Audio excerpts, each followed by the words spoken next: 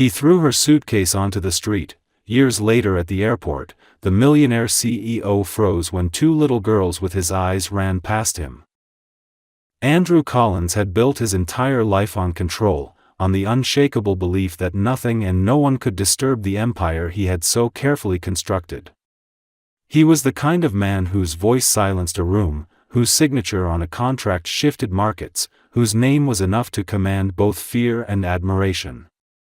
Yet power had hardened him, had stripped away the vulnerability that once existed in the young man he had been, leaving behind someone who had no tolerance for weakness, no patience for anything that threatened the perfect image he projected to the world. That was the man Emma had fallen in love with, though in those early days she had seen a gentleness beneath the arrogance, a flicker of warmth that convinced her he was capable of love. But that night, when everything came crashing down, Andrew revealed a side of himself she had never wanted to believe was real. It had started with an argument, though Emma could no longer remember the words that first ignited the fire.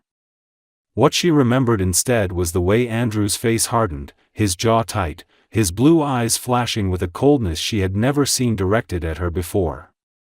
He had always been passionate, often forceful in his opinions, but this was different.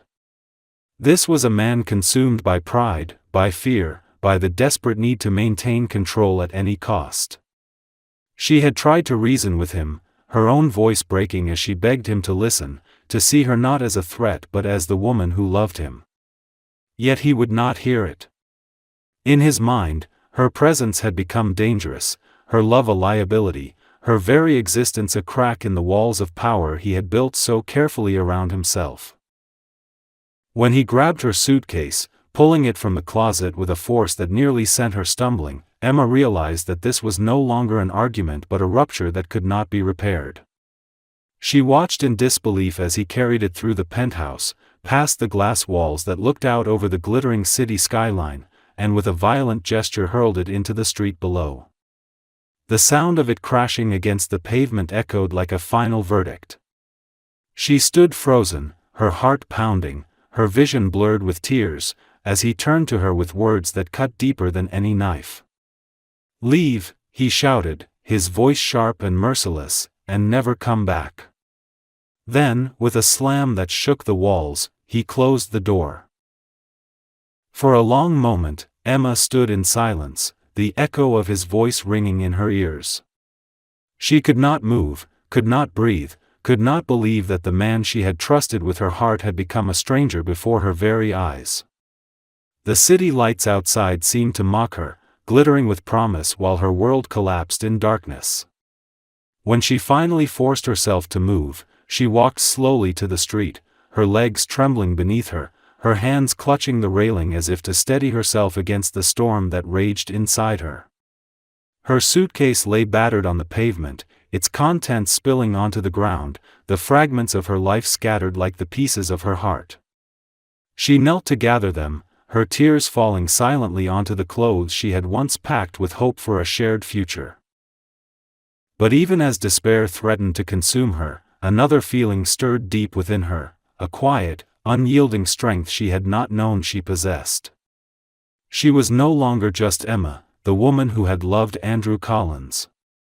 She was Emma, the woman who would protect the tiny life growing inside her, the woman who would fight to build a future not with him, but in spite of him. She pressed a trembling hand against her stomach, whispering words of comfort to the child who would never know the rejection of that night, only the fierce, unwavering love she would give. She lifted her chin, wiped her tears, and with the last of her strength, walked away from the man who had cast her out, not knowing that her absence would one day become the very thing that shattered him. That night, as Andrew poured himself another drink, convinced he had secured his future by severing ties with her, he had no idea of the mistake he had made. He believed he had rid himself of a problem, silenced a distraction, cleared a path for ambition. But what he had really done was abandon the one woman who could have saved him from the emptiness that already gnawed at his soul, and in doing so, he had condemned himself to years of regret. And Emma, walking alone through the city with her battered suitcase and her unborn children hidden beneath her heart, carried not only the weight of betrayal but also the fragile beginnings of a story that would one day return to confront him in the most unexpected way. Emma's departure from Andrew's world was not a dramatic escape into some new and shining future but a slow and painful descent into a life she had never planned for herself. The first nights after he had cast her out were the hardest. She had found a small, inexpensive room in a boarding house on the outskirts of the city, the kind of place where walls were thin and neighbors were shadows passing in the corridor. The air smelled faintly of mildew, the furniture was mismatched and worn, but it was a roof over her head and a place to breathe without the weight of his disdain pressing down on her. She lay awake on a lumpy mattress, her hand resting protectively over her stomach, whispering promises she was not sure she knew how to keep.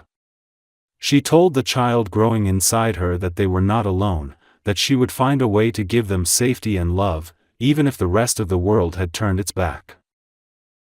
Each day became a battle of survival. Emma had never been wealthy, but her years with Andrew had pulled her into a world where money was an afterthought, where food was delivered, clothes were tailored, and security came in the form of bodyguards and luxury apartments.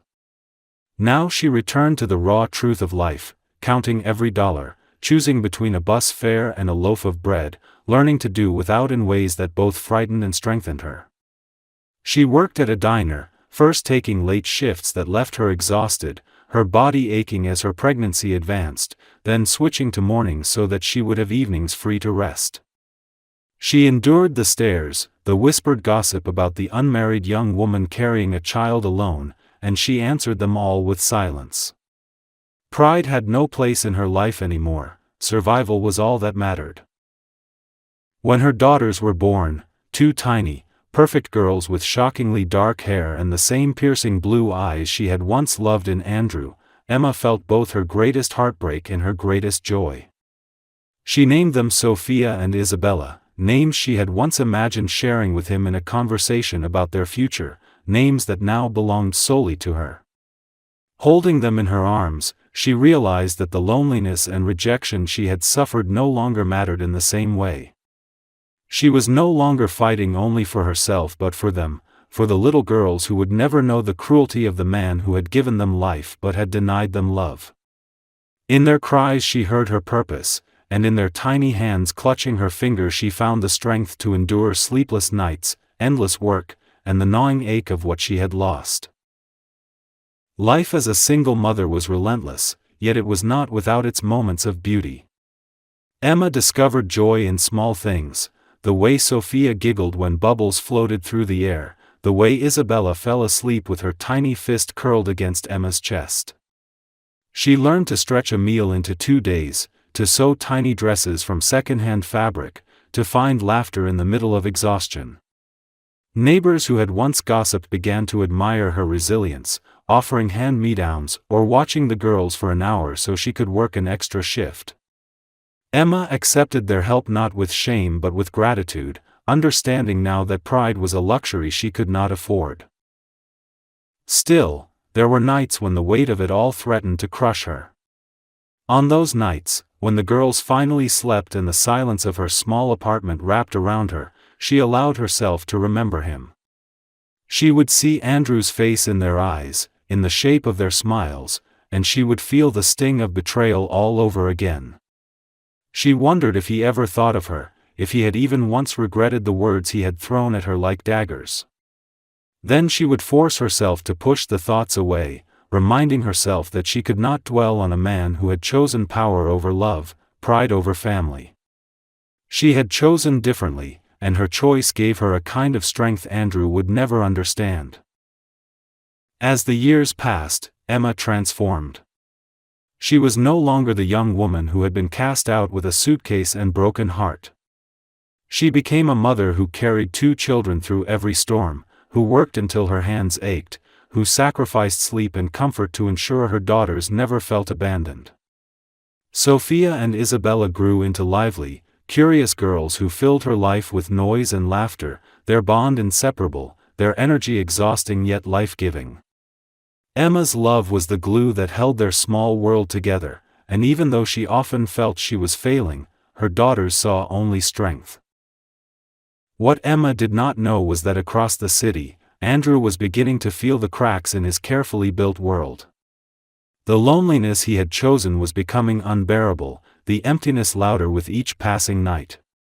He told himself he had done the right thing, but when he looked in the mirror, he no longer recognized the man staring back. He had power, he had wealth, but what he lacked was the very thing Emma had found in the midst of her struggle: love that gave meaning to every sacrifice. Neither of them knew it yet, but their paths were already bending back toward one another, guided by the quiet pull of fate and the undeniable truth that what had been torn apart was never truly gone.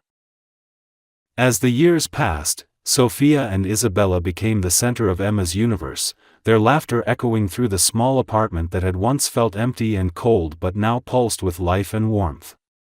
From the moment they could walk, they were inseparable, often holding hands as if afraid the world might pull them apart. At 2 years old, their personalities began to emerge in ways that startled Emma with their individuality. Sophia was bold and curious, always reaching for the unknown, while Isabella was more cautious, carefully observing before taking a step. Yet in both of them, Emma saw the same eyes, blue and piercing, the mirror of a man she had once loved and now tried every day to forget. It was both a torment and a gift. She learned quickly that raising twins demanded more than she ever thought she possessed. Her morning started before the sun, preparing breakfast while the girls chattered in their crib, giggling at each other's nonsense words. She dressed them in clothes she had mended late at night, often cutting and stitching fabric by hand to make something new from the second-hand items donated by kind neighbors. Then she bundled them into their stroller, walking briskly to the daycare before heading to her shift at the hotel where she worked long hours cleaning rooms and changing linens. Every day was the same routine, a grind that left her body weary, but every evening when she returned to find her daughters running toward her with squeals of delight, it was as though the weight melted away. There were nights, however, when the exhaustion pushed her to the edge. The girls would fight sleep, taking turns crying until Emma, near tears herself, would rock them both in her arms, humming lullabies she had once sung as a child. She whispered promises to them even then, vows that they would never feel unwanted, never doubt that they were loved. It was a promise she made as much to herself as to them, a shield against the bitterness that still lingered from Andrew's rejection. When loneliness crept into her heart, she would watch Sophia and Isabella sleeping, their identical faces soft and angelic, and remind herself that out of her deepest pain had come her greatest blessing. As Sophia and Isabella grew older, Emma noticed how much of Andrew lived in them. It was not just their eyes, though those were impossible to ignore. It was the way Sophia tilted her head with the same stubborn defiance he had once shown in business meetings, the way Isabella's smile carried a spark of charm that could soften even the hardest gaze. Each time she saw those traits, Emma's chest tightened, torn between anger and longing. She wanted to erase Andrew from her memory, but how could she when his presence was written so clearly on their faces? At times she wondered if fate was mocking her, forcing her to live daily with the reflection of the man who had cast her aside. But then the girls would collapse into her lap, wrapping their small arms around her neck, and she would understand that they were not him, they were hers, hers to love, to guide, to protect. Emma began to notice the questions forming in their eyes long before they found the courage to ask them. They watched other children at the park with their fathers, saw classmates brought to school by both parents, and though they said nothing at first, Emma could feel the silence pressing between them. One evening, as she was reading them a bedtime story, Isabella finally spoke. "Mama, why don't we have a daddy?" The question struck Emma like a blow. She had prepared herself for it, but no amount of preparation could erase the ache it brought. She swallowed hard, brushing a lock of hair from Isabella's forehead, and answered as gently as she could. "Some daddies are not ready to be daddies. But that doesn't mean you are not loved." Sophia, sitting beside her, looked up with those piercing eyes and asked, "But will we ever meet him?" Emma's heart clenched, and she pulled them both into her arms, whispering, "I don't know, my loves. But you will always have me." That night, when the girls had finally drifted to sleep, Emma sat alone by the window, staring out at the city lights. She hated Andrew for what he had done, for the way he had chosen his pride over them, but she also hated herself for the sliver of hope she still carried deep inside. A part of her, however small, still wondered if he ever thought of her, if he ever imagined the children who bore his face. She shook her head, forcing herself to let the thought go. He had made his choice, and she had made hers. She would not allow him to poison the life she had built, no matter how much his absence lingered in the shadows. But Emma could not see the future waiting for her, a future in which Andrew's carefully guarded world would finally collide with hers again. She did not know that while she struggled to keep food on the table and dreams alive for her daughters, Andrew was beginning to feel the cracks in his own carefully constructed life. He did not yet know their names, had not seen their faces, but soon, fate would place them before him in a way neither of them could have prepared for, and the world they had both fought to build apart would begin to unravel. Andrew Collins had everything the world told him he should want, and yet the older he became, the more suffocating that everything felt. His name graced magazine covers, his face appeared at charity galas, his fortune grew with every passing year, but when the lights dimmed and the applause faded, he was left in silence, surrounded by glass walls and the empty echo of his own footsteps. In boardrooms, he was untouchable, decisive, even ruthless, but in the privacy of his penthouse, where the city skyline stretched endlessly below, he could not ignore the gnawing hollowness that no business deal could fill.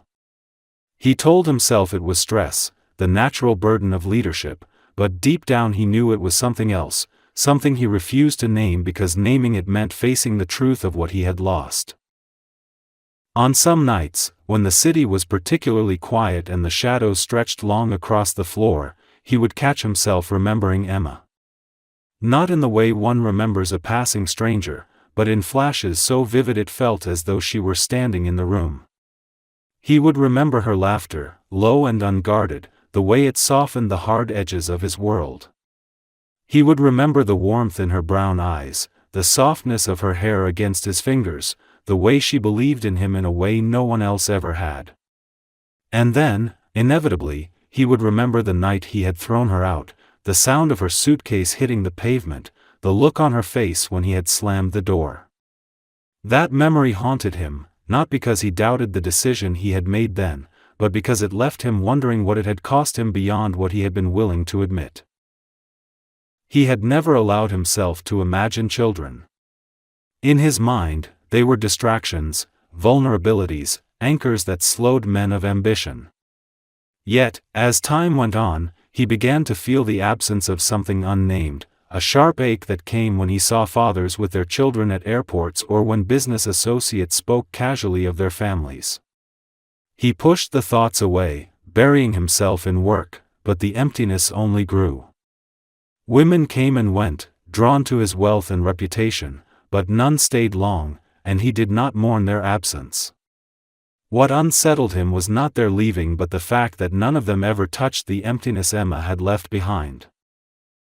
In public, Andrew remained the image of success, his dark hair perfectly styled, his blue eyes cold and commanding, his tailored suits and armor against the world. But in private, the mask began to crack. He poured himself drinks he barely touched, sat in silence for hours staring at the city below, and sometimes, against his will, whispered her name into the darkness. He told himself it was weakness, a flaw he needed to eradicate, but no matter how many deals he closed, no matter how many accolades he collected, Emma lingered in the corners of his mind like a ghost. There were nights when he considered reaching out, not to beg for forgiveness, his pride would never allow such a thing, but to prove to himself that she was still out there, that she had not disappeared into nothingness. Yet he never did. He told himself she had moved on, that she had probably built a life without him, and perhaps that was for the best. What good would it do to reopen old wounds? Still, Sometimes when he passed through an airport or stepped out of a limousine at a hotel, he caught himself scanning the crowd, searching for a face he had no right to see again. He had no idea that Emma's life had unfolded parallel to his, that she had not only survived but created a world he could never have imagined. He did not know that the emptiness he felt was not merely the absence of her, but the absence of two little girls who bore his blood, children whose existence he had denied without ever seeing their faces. Fate was patient, biding its time, and though Andrew tried to control every aspect of his life, there was one thing he could not anticipate: the moment when the life he had rejected would walk straight into his path and leave him powerless. That reckoning was closer than he realized, closer than the breath between his thoughts. And when it came, it would not arrive as a whisper but as a shock, a jolt that would unravel everything he thought he knew about himself, about success, and about the choices that had defined him. The day that would change everything for Andrew arrived without warning, as ordinary and unremarkable as any other. He was at the airport, moving briskly through the terminal with his entourage, his schedule packed as usual, his mind already on the meeting awaiting him in another city. Airports were familiar territory for him, places where people either hurried past without daring to meet his gaze or paused to stare at the commanding figure they recognized from business magazines. To him, these spaces had always been transitory, places of arrival and departure, never of revelation. But that day, as he adjusted his cufflinks and listened half-heartedly to his assistant run through his agenda, his gaze drifted across the waiting hall and froze on a scene so ordinary and yet so devastating that it nearly brought him to his knees. There, standing by the large glass windows overlooking the runway, was a woman he had not seen in years. Emma. The sight of her was like a blow to the chest, stealing the air from his lungs. She was no longer the girl he had thrown out in a storm of anger and pride. She was older, stronger, her blonde hair catching the light as though it carried its own quiet radiance. Her posture was firm, her chin held high, but he could see the traces of struggle in the faint lines around her eyes, the quiet resilience that only hardship could carve into a person. For a moment, Andrew thought he must be imagining her, a vision conjured by guilt and memory, until the sound of laughter shattered his disbelief. Two little girls darted around her legs, their small hands clutching tiny backpacks, their voices bright and eager as they pointed at the planes beyond the glass. They were identical, like two mirrors of each other, and yet it was not their resemblance to one another that rooted Andrew to the spot, it was their resemblance to him. The dark hair, the piercing blue eyes that shone with mischief and wonder, the very shape of their faces, all of it struck him with the undeniable truth. These were his daughters. Children he had never known, never touched, never named. The ultrasound he had refused to see years ago now stood before him in the form of two living, breathing girls, and the weight of it was almost unbearable. His steps faltered, and for the first time in his life, Andrew Collins could not move forward. His entourage continued without him, their voices fading as he stood rooted in place, his heart pounding so hard it echoed in his ears. Emma looked up then, as though sensing his presence, and their eyes met across the crowded terminal. In that moment, time ceased to exist.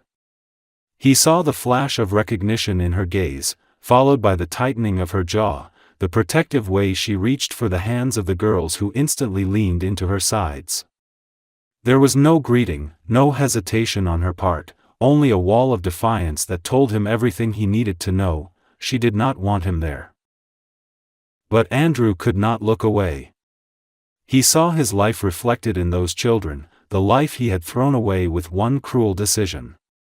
The cold words he had once spoken, "Leave, and never come back," echoed in his mind, mocking him now as he faced the reality of what those words had cost. He had thought he was protecting himself, his empire, his reputation. Instead, he had robbed himself of the only thing that could have given his life meaning. He wanted to speak, to call her name, to reach for the daughters who stared at him with wide, curious eyes, but his voice refused to come. His throat tightened, and for the first time since his youth, Andrew Collins was afraid. Emma did not give him the chance to recover. With calm but deliberate steps, she guided the girls away from the window, her hand resting firmly on their shoulders, her eyes never leaving his until the very last moment. There was no mistaking the message in her gaze: "You do not belong in this world we have built." As she turned, her hair catching the light once more, the twins glanced back at him, their blue eyes locking with his for a fleeting second, and in that instant Andrew felt as though his soul had been laid bare. Then they disappeared into the crowd, swallowed by the sea of travelers, leaving him standing alone, paralyzed by a truth he could no longer ignore. The airport, once a place of efficiency and movement, became a cage around him.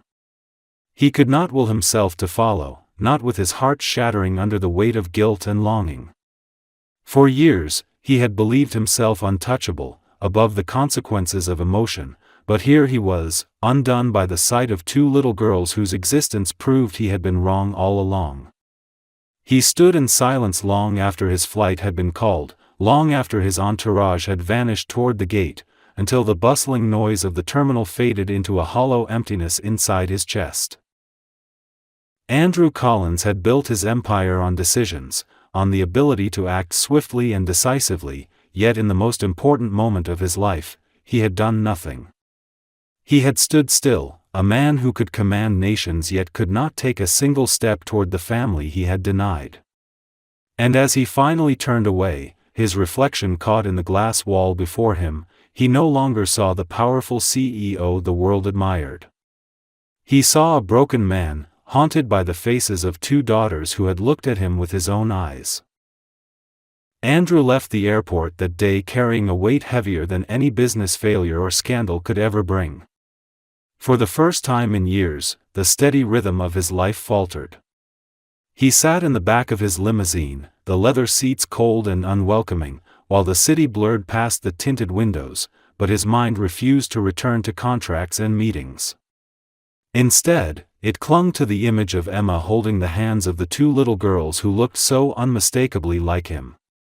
Their laughter still echoed in his ears, high-pitched and pure, a sound he had never heard before and yet one that felt as though it had always belonged to him. He replayed every detail of the moment, Emma's eyes flashing with both recognition and warning, the children's curious glances, the way their small shoulders had leaned instinctively toward their mother as if they understood she was their shield. For a man who had built his life on certainty, he was drowning in questions he did not know how to answer. That night, his penthouse felt more like a prison than a sanctuary. The floor-to-ceiling windows revealed the city skyline glittering with life, but Andrew felt no connection to it anymore.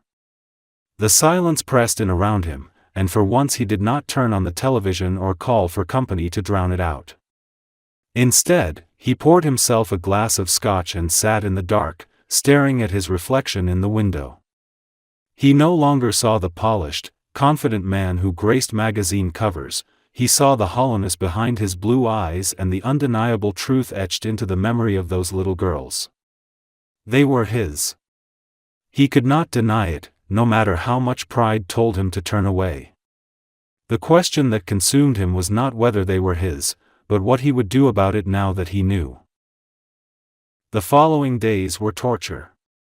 He went through the motions at work, delivering speeches, signing contracts, shaking hands, but his mind was elsewhere.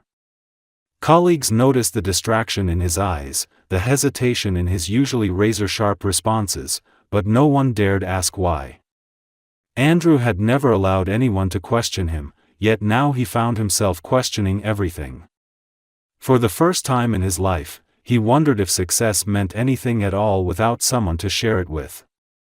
He thought of Emma, of the strength it must have taken for her to raise twins alone, of the sacrifices she must have made, of the nights she must have spent comforting them without help. Shame burned through him when he remembered the cruelty with which he had cast her out, convinced that he was protecting his empire when in reality he had only destroyed his own chance at happiness. One evening, unable to contain the turmoil any longer, Andrew instructed his driver to take him through the neighborhood where Emma had once lived. He did not know if she was still there, but some part of him hoped he might catch a glimpse of her, of them. The streets were unfamiliar to him now, a world away from the polished marble and glass he was accustomed to. Children played outside in worn sneakers, mothers carried groceries in tired arms, neighbors gathered on porches in the fading light. He felt like an intruder in this world, a man who had traded love for power, who now drove through the remnants of what could have been his life if he had chosen differently. He did not see Emma that night, but he felt her presence everywhere, in the faces of the families around him, in the warmth of the laughter that spilled from modest homes. It was a stark reminder of everything he had rejected, everything he could no longer claim as his own. Emma, meanwhile, tried to push the encounter at the airport from her mind. She had seen the shock on Andrew's face, the recognition, and though part of her had taken bitter satisfaction in his silence, another part trembled with fear. She had built her life around keeping her daughters safe from the shadow of their father, from the pain his rejection might cause them, and now that fragile wall had cracked. She knew Andrew well enough to understand that he would not let the moment go. He was a man who chased what unsettled him, who could not bear to lose control. And yet, when she tucked Sophia and Isabella into bed that night, she promised herself that no matter what he tried, she would not let him hurt them. They were her world, her reason for enduring every hardship, and she would protect them with everything she had. But Andrew was not the same man he had been 6 years ago, and the haunting image of his daughters refused to let him sleep. He began to search, quietly at first, using his resources to find out where Emma lived, what her life had become. When he learned of the struggles she had endured, the modest apartment she called home, the long hours she worked, something inside him shifted. The pride that had once kept him distant began to crumble, replaced by a gnawing need to make things right. He told himself it was about responsibility, about facing the consequences of his choices, but deep down he knew it was more than that. He wanted to know them, to hear their laughter without standing paralyzed in an airport, to become the father they had never known. For the first time in his life, Andrew Collins felt fear, not of losing power, not of financial ruin, but of facing the 2 little girls whose lives he had missed entirely. The empire he had built seemed meaningless compared to the chance to hold his daughters' hands, to hear them call him something more than a stranger.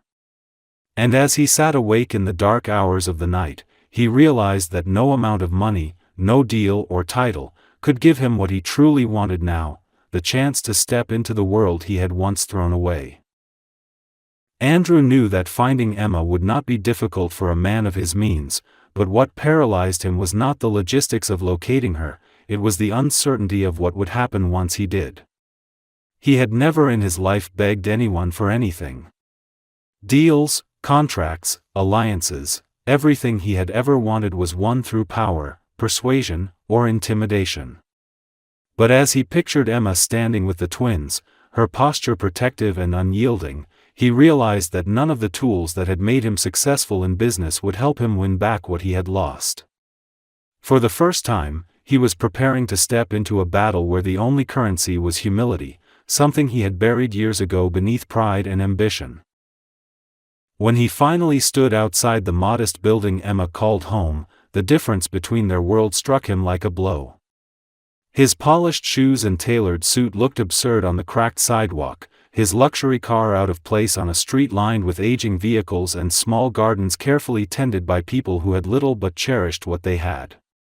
He hesitated, staring at the entrance, rehearsing words in his head, but every phrase sounded hollow, every excuse inadequate.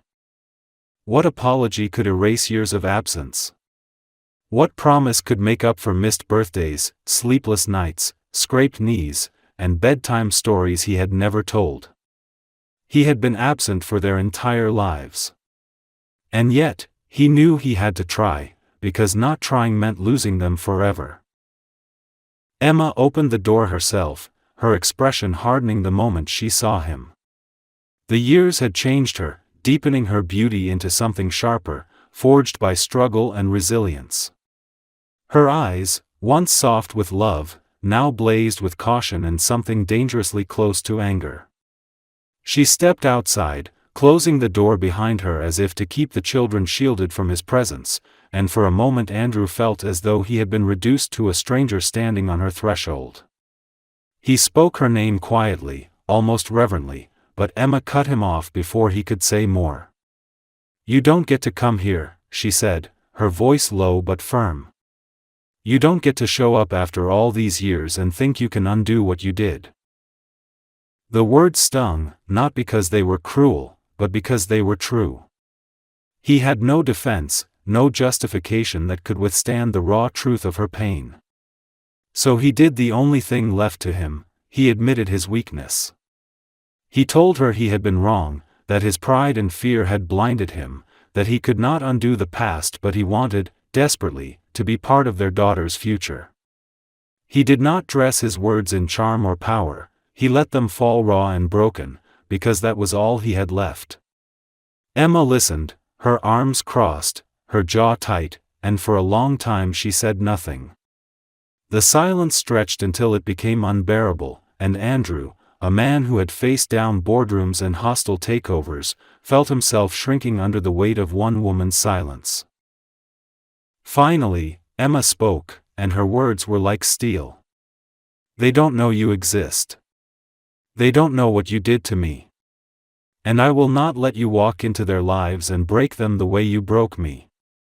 She turned as if to leave, but Andrew reached out, not to stop her, but to plead. His voice shook as he told her he was not asking for forgiveness, not yet, and not from her. He only wanted the chance to earn the right to stand in front of his daughters and prove he was not the man who had once cast them aside. He confessed that for the first time in his life, he had felt fear of living and dying without ever hearing his children call him father. Emma looked at him then, really looked at him, and for a fleeting moment he saw her resolve waver. But it was gone as quickly as it came. She told him he had a long way to go, that words were meaningless without proof, and that if he truly wanted to be part of their lives, he would have to start by showing them who he was through actions, not declarations. She would not allow him near them until she believed he was capable of love, not control. Then she turned and went back inside, leaving him standing alone on the doorstep, the sound of the door clicking shut louder than any rejection he had ever faced in his life. Yet for all the pain of that moment, Andrew felt something shift inside him. For the first time, he had not been able to buy or command what he wanted. For the first time, he had been forced to lay himself bare, and though Emma had not forgiven him, she had not completely closed the door either. She had given him a condition, a challenge, and for Andrew Collins, challenges were the very fuel of his existence. But this was not a business deal. This was not a negotiation. This was a battle for love, for trust, for redemption. And he knew, as he walked back to his car, that it would be the hardest fight of his life. Weeks turned into months, and Andrew's life shifted in ways he had never thought possible. For the first time, he began to live not for meetings, acquisitions, or power, but for the small, fragile chance to win the right to stand beside his daughters. He started quietly, taking Emma's words to heart, knowing that grand gestures and money meant nothing to her now. He donated anonymously to the school where the girls attended, not for recognition but because he wanted their classrooms to have new books and working computers. He began to step back from the endless demands of his company, delegating responsibilities he had once hoarded out of fear of losing control. For the first time in his adult life, he allowed himself to prioritize something beyond his empire. His greatest test came the day Emma finally agreed to let him see the girls from a distance. She invited him to the park, warning him not to approach them, not to say a word, only to observe. Andrew accepted without protest, though the thought of being so close without being able to reach for them nearly tore him apart. When he saw them running across the grass, their laughter carrying on the wind, his heart ached with a longing so fierce it nearly brought him to his knees. Sophia climbed the jungle gym with fearless determination, while Isabella carefully helped a smaller child climb the first rung, her gentle patience so achingly familiar that Andrew thought his chest might break. They were his, undeniably his, and yet at that moment they were also wholly Emma's, shaped by her love, her resilience, her strength. He watched them chase each other, hair flying, cheeks flushed with joy, and for the first time in years, tears slipped down his face unbidden. Slowly, Emma allowed more. A meeting at a cafe, where the girl sat across from him, studying him with wide, curious eyes while Emma remained close, her protective presence never wavering. At first, they barely spoke, shy and uncertain, but Andrew did not push. He answered their tentative questions, told them stories from his childhood, and listened more than he spoke. He found himself laughing in ways he had forgotten he could, a genuine, unguarded sound that surprised even Emma. With each visit, the walls between them began to crumble, not quickly, not all at once, but gradually, like ice thawing under the warmth of spring. The moment that truly shattered him came one evening when he was walking them back to Emma's car after an outing. Sophia slipped her hand into his without hesitation, her small fingers curling around his own as if it were the most natural thing in the world. Isabella followed a moment later, tugging at his sleeve and asking softly if he would come again tomorrow. The innocence of their trust, the quiet acceptance in their voices, undid him completely. For a man who had once believed himself incapable of love, he now knew he had found it in its purest form, and he vowed silently that he would never, ever let them down again. Emma watched him carefully during these months, wary but slowly softening as she saw the transformation in him. This was not the Andrew she had once known, the man who had thrown her out with nothing but pride in his eyes. This was a man stripped of arrogance, learning humility through the eyes of two children who had no agenda, who demanded only honesty and love. He did not try to dazzle them with gifts or impress them with wealth. He sat on the floor of their living room building towers from wooden blocks, he let them braid his hair clumsily with giggles of delight, he listened to their endless stories about school and friends. And Emma, though she told herself to remain guarded, found her heart betraying her more with each passing day. One evening, as the girls slept and the house was quiet, Emma and Andrew sat together at the kitchen table. There was no shouting now, no bitterness, only the weight of all that had passed between them. Andrew spoke softly, telling her that he knew he could never erase the past, that he did not expect forgiveness overnight, but that he would spend the rest of his life proving that he was not the man who had once chosen pride over love. Emma listened, her hands folded, her eyes reflecting both pain and possibility. For the first time in years, she allowed herself to believe that perhaps people could change, that perhaps even the deepest wounds could heal if nurtured with care. The story that had begun with rejection and pain did not end in a single moment of reconciliation, but in the quiet, gradual weaving together of broken threads. Andrew became a father not through grand declarations but through daily acts of love, through patience and humility. Emma, in turn, allowed herself to open the door to the possibility of a new beginning, not forgetting the past but choosing to build a future where the mistakes no longer defined them. The twins, with their laughter and light, became the bridge between two broken hearts, the living proof that love, once lost, could be found again in the most unexpected ways. And so, though the road had been long and fraught with pain, it led at last to something neither of them had dared to dream, a family, imperfect and scarred, but whole at last.